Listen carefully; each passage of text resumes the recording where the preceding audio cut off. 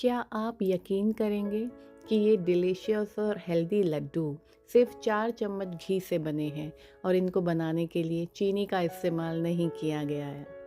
ये है कमरकस गोंद के लड्डू, जिन्हें स्पेशली विंटर्स में बनाया जाता है और खाया जाता है।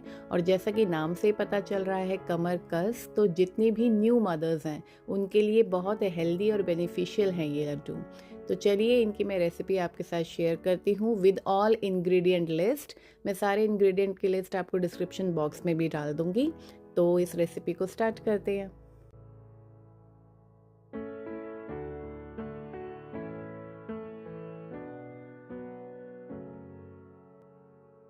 ये है वो कमरकस गोंद जिसकी मैंने बात की थी। ये मैंने 100 ग्राम्स लिया है। आपको ये मार्केट में भी मिल जाएगा और या फिर आप इसको ऑनलाइन भी मंगा सकते हैं। इसके साथ ही ये है हमारा नॉर्मल गोंद, ये 50 ग्राम मैंने लिया है।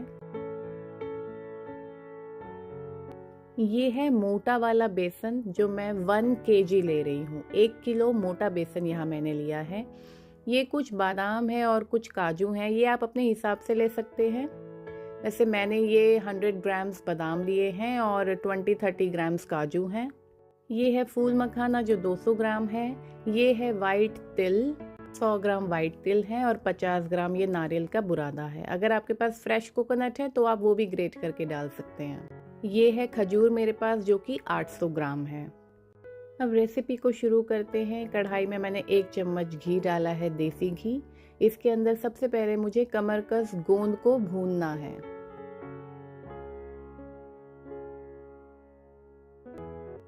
घी गर्म होने के बाद इसमें मैं सारा कमरकस गोंद डाल दूंगी। याद रखिए घी गर्म करने के बाद हमें गैस को मीडियम फ्लेम पे करना है, तेज़ आंच पे इसको नहीं भूनना है क्योंकि ये बहुत बारीक होता है, तेज़ आंच पे ये जल जाएगा।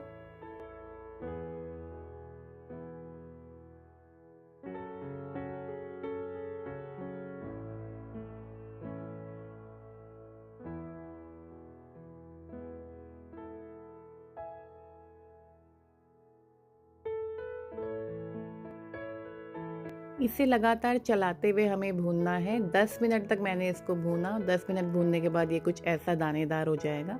इसको हम निकाल लेते हैं।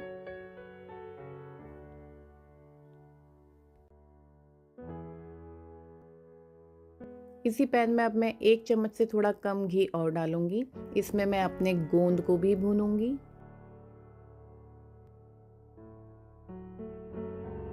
गोंद को हमें मीडियम हाई फ्लेम पे भूनना है और इसको भी भून के निकाल लेना है।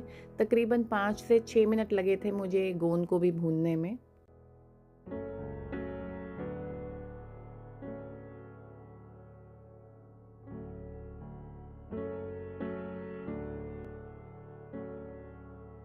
गोंद भुन गया है, इसको भी मैं अलग से निकाल लूँगी।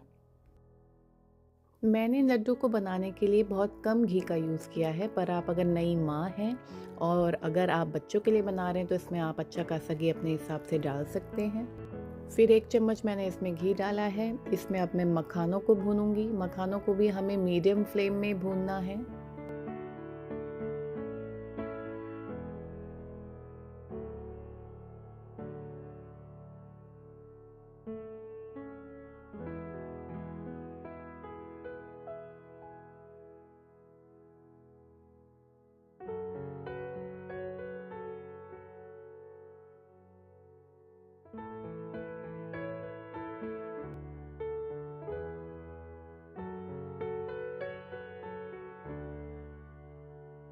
मखाने भुन चुके हैं। इसके बाद मैं इसमें आधा चम्मच घी और डालूंगी और जितने बादाम और काजू हैं उनको भी एक साथ मैं भून लूंगी।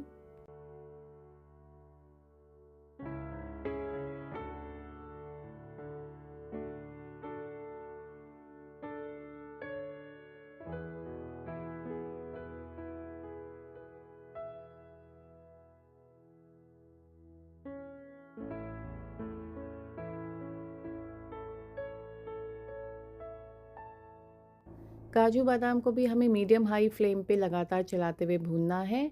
बादाम सिर्फ तड़क जाएं और काजू में हल्का सा ही गोल्डन आ जाए, हमें बहुत ज़्यादा इनको जलाना नहीं है। इसी स्टेज पे हम इनको निकाल के अलग रख देंगे।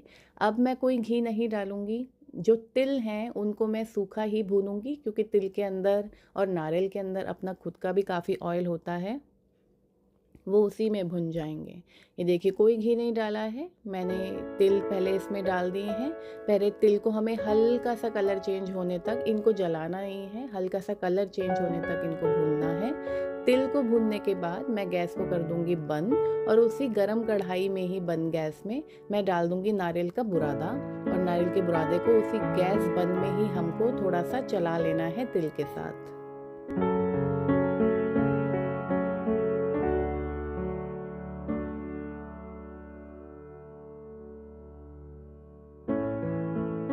ये देखिए यहाँ मैंने गैस बंद कर दी, और अब इसमें मैं अपना सारा नारियल का बुरादा डाल दूंगी, और इसी गरम कढ़ाई में ही ये थोड़ा भुन जाएगा।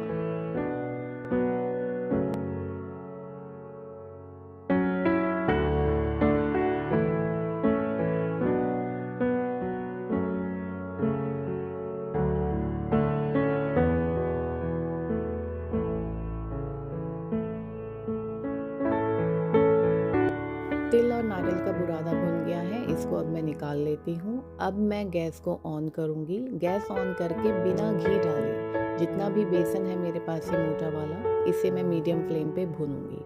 बट मैं फिर कह रही हूँ, अगर आप घी डालना चाहें तो आप डाल सकते हैं अपने हिसाब से।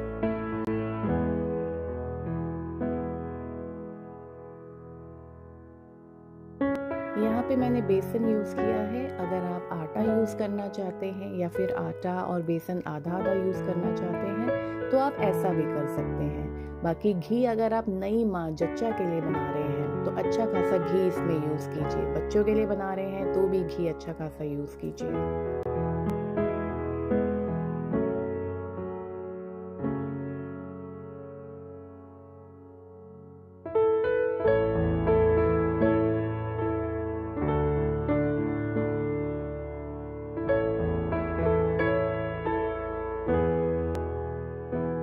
ये देखिए बेसन भुन गया है। बेसन भुनने में सबसे ज़्यादा टाइम मुझे लगा, 25 से 30 मिनट लगे। बेसन भुन गया, अब इसको भी मैं साइड रख दूंगी ठंडा होने के लिए। अब मैं खजूर के अंदर से उसका बीज निकाल के सारे खजूर को इकट्ठा कर लूँगी। अगर आपके खजूर बहुत ज़्यादा सॉफ्ट नहीं है तो आप उनको गर्म दूध में भिगा सकते हैं, और अगर आपके खजूर सॉफ्ट हैं तो आपको उनको भिगाने की ज़रूरत नहीं है, बस उनका बीज निकाल लीजिए और जितना पल्प है उसको इकट्ठा कर लीजिए। अब बारी है बारी बारी अपने सारे इंग्रेडिएंट्स को ग्राइंड करने की। सब ठंडे हो चुके हैं, बहुत ज़्यादा ठंडा भी नहीं करना। जब ये मीडियम ठंडे हो जाएं उसी टाइम पे हमें इन्हें पीसना है। एक एक करके सब पीसेंगे। शुरुआत करेंगे काजू बादाम से, क्योंकि सबसे हार्ड यही है।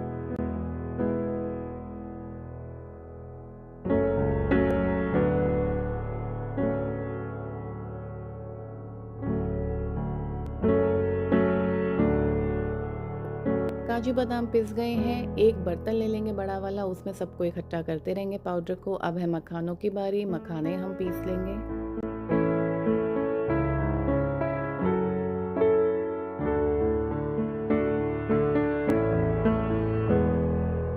अब बारी है हमारे सफ़ेद गोंद की, उसको भी हम ग्राइंड करेंगे।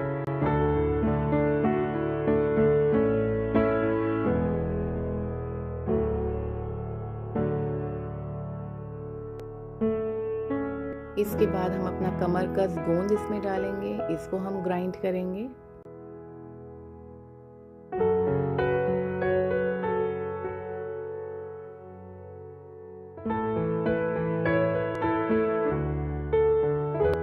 कमरकस गोंद भी हमारा पिस गया है, इसको भी निकाल लेंगे। अब लास्ट में बारी आएगी इसमें तिल और नारियल का मिक्सचर ग्राइंड करने का। आधा ही मैं ग्राइंड कर रही हूँ, आधे को मैं साबुत तिल इसमें डाल रही हूँ और आधे तिलों को मैं ग्राइंड कर रही हूँ।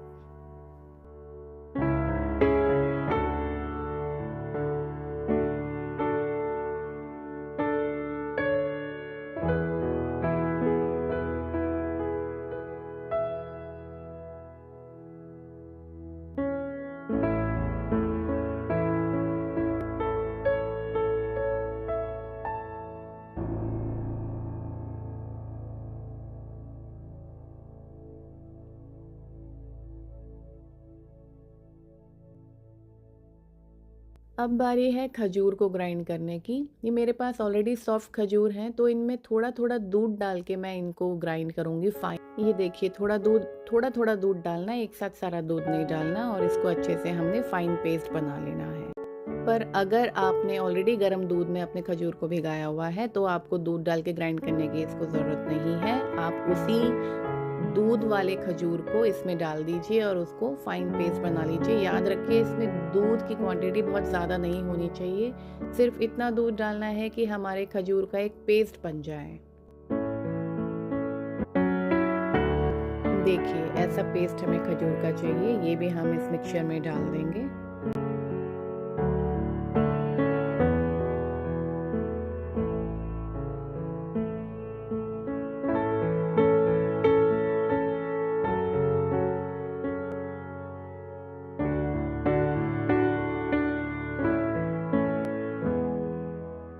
अब सारी चीज़ एक जगह इकट्ठा कर लेंगे। मेरे पास क्वांटिटी ज़्यादा है तो मैं पहले बेसन को हाफ कर रही हूँ 2 जगह, ताकि मुझे मिक्स करने में आसानी रहे।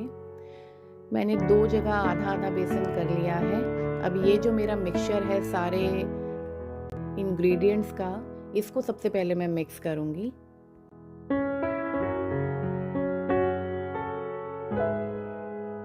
ये मिक्सचर खजूर के पेस्ट से ही सारा बाइंड हो जाएगा, बट आप अगर घी डालना चाहते हैं इसमें और एडिशनल घी डाल सकते हैं। ये देखिए, बिल्कुल आटे की तरह गुथ गया है ये पूरा मिक्सचर।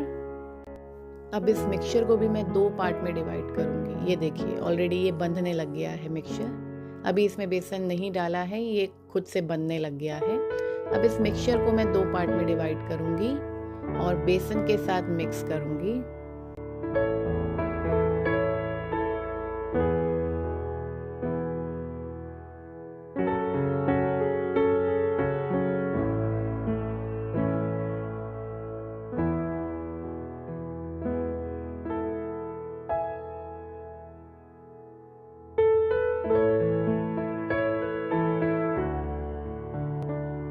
ये देखिए, बेसन के साथ मिक्स होके कुछ ऐसा ये मिक्सचर हो गया है जो अपने आप बाइंड हो जाएगा, लड्डू की शेप ले लेगा। ये देखिए, ये बाइंड हो रहा है, लड्डू की शेप ले रहा है। तो बस अब क्या करना है, जितने भी साइज़ के लड्डू आपको चाहिए, जिस भी शेप के चाहिए वो शेप बना लीजिए, उतना साइज़ लड्डू का बनाते जाइए। मैंने इन लड्डुओं को बनाने के लिए चीनी का यूज़ नहीं किया है, खजूर के पल्प का यूज़ किया है, इसलिए मुझे बहुत ज़्यादा घी की ज़रूरत नहीं पड़ी इन लड्डुओं को बाइंड करने के लिए। पर अगर आप इसे चीनी के साथ बना रहे हैं तो आपको इसमें अच्छा खासा घी यूज़ करना पड़ेगा ताकि ये लड्डू बंध जाएं। देखिए, मेरे सारे लड्डू बनके हो गए हैं तैयार। ऊपर से मैंने गार्निश कर दिया कुछ को बादाम के साथ, और कुछ लड्डू मैंने ऐसे ही रख दिए हैं। ये लड्डू बहुत हेल्दी होते हैं और सर्दियों में गर्म दूध के साथ एक लड्डू रोज़ाना अगर आप खाएंगे तो आपको जॉइंट पेन से बहुत रिलीफ मिलेगा। आपकी बोन्स अगर कमज़ोर हैं तो उसके लिए काफ़ी बेनिफिशियल है। बाकी अगर आप कुछ और भी इंग्रेडिएंट इसमें प्लस माइनस करना चाहते हैं, वो अपने हिसाब से, अपनी फैमिली के टेस्ट के हिसाब से आप कर सकते हैं। देखिए, लड्डू हमारा बनके तैयार है। मैं इसको आपको तोड़ के दिखाती हूँ।